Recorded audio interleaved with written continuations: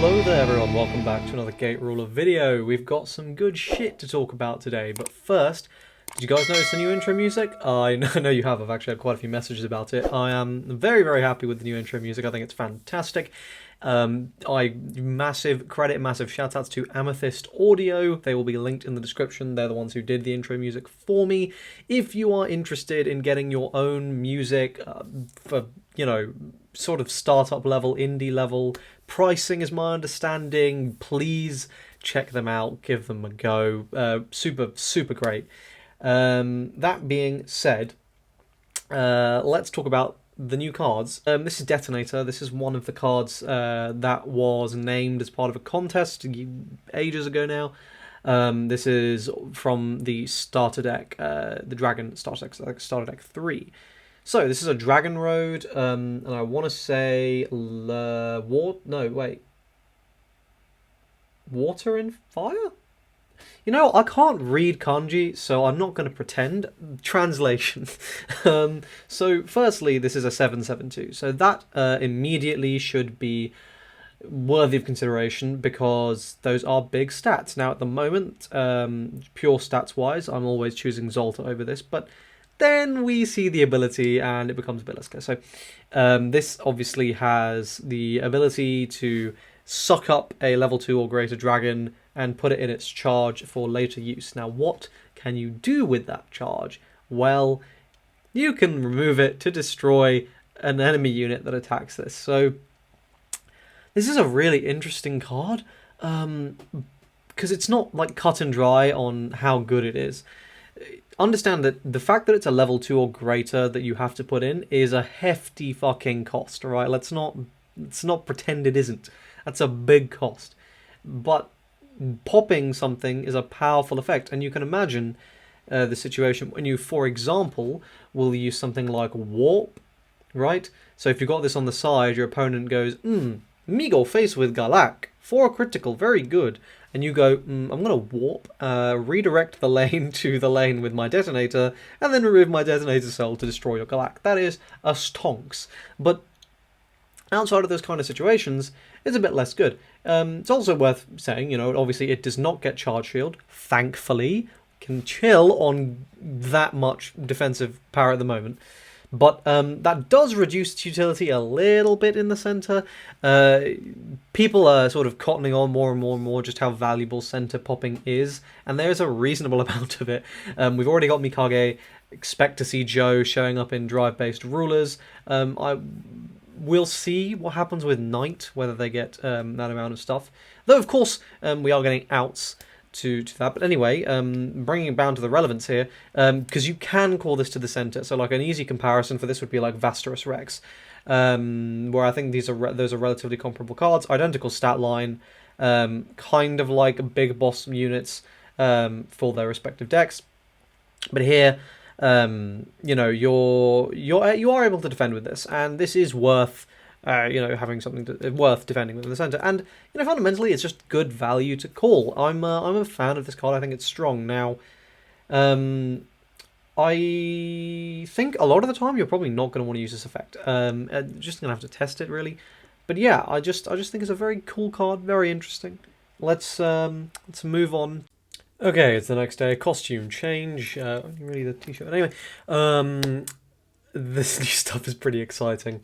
So this is like a whole new kind of archetype, but I think it's going to be really strong, just from my experience with the way like Knight is played at the moment.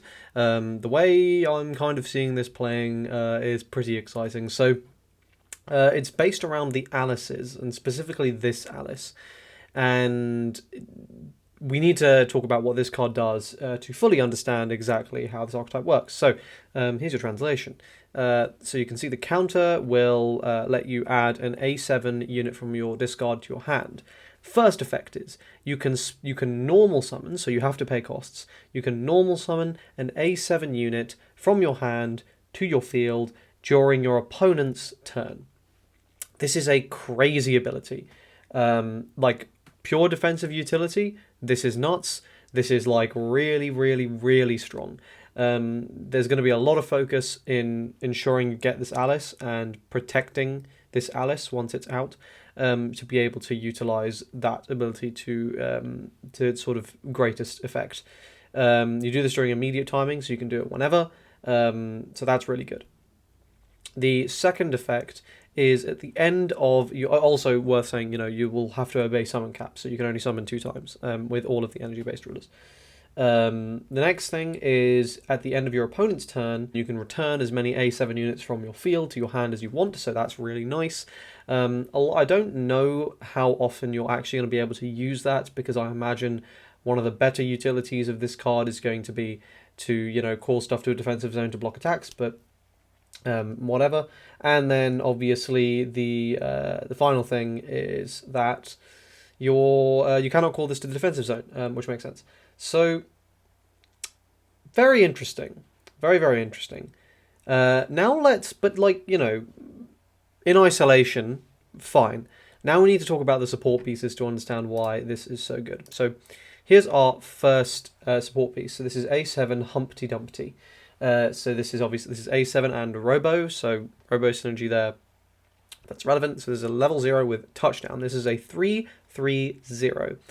So the touchdown ability here is you may put one awakened, a level 2 or lower awakened being into this unit's charge. So as far as I know, the only awakened beings are the level 1 Alice and the level 2 Alice. So the level 1 Alice is the one from set 1, which is insanely strong. One of the best cards in energy-based ruler, and you will definitely be running 4 of it in this. So yeah, you essentially you get to just scoop this into here. And why would you want to do that? Well, this gets charge shield if you have a unit in its charge. So this says 2 things to me. One, this is future proofing. Well, 1, it's possible we'll get other ways to charge up Soul in the set, but 2, this more seems like future proofing, so that this doesn't get out of control super crazy if we start getting spells that chuck themselves into charges or something, or events, whatever. So yeah, this one's interesting defensively. This feels more like a Hail Mary kind of option. If your opponent, I say Hail Mary, but if you just think about it, right, your opponent wastes 1 attack going into an Alice. You summon the Humpty Dumpty to a defensive zone, scoop up the Alice into the defensive zone. You're not taking any damage that turn, which is pretty worth. It's pretty good. Now obviously, how repeatable is that combo going to be? Well, it'll be nice if we get ways to salvage back the Alice. Will that happen? We'll find out. But the next support piece is A7 Mad Hatter. So the effect of this guy is you choose on touchdown, you choose one of your units and give it +3 HP. And obviously this one is really strong on your opponent's turn because it's going to be really disruptive. It's just going to be really, really annoying if your opponent's attacking into Alice. And obviously, Alice is a 4/4/2. The stats they're not great, but they're not too bad. So suddenly making it a 4/7/2. Oh, spoilers! A 4/7/2 is going to be pretty scary. So this is really good. Now we also got a little tease on a card that will be revealed in a few days. So this is A7 Jabberwock. And this is A7 Dragon Beast. Now, this is a 6/5/3 level 2, so those stats are kind of crazy. We don't know what the effect is yet, so I'm going to kind of reserve judgment on this, but I wonder what this could possibly do. Worth saying you're going to be able to summon this with Alice, so maybe that's, we'll see. But anyway, so that's this Alice engine. I think it looks really strong. I'm really excited to see how it all flows together and how it plays. Worth saying, actually, this is an awakened being, I think. I believe, double checking. It is an awakened being. So they're not all... yeah, so this can be scooped up into a Humpty Dumpty. So a bit more utility there. Interesting. Let's see what happens. But yeah, I'm very excited, and I hope you are too. So I hope you guys enjoyed this video today. If you did, like the video, subscribe to the channel, and I will see you guys for tomorrow's card reveals. Cheers.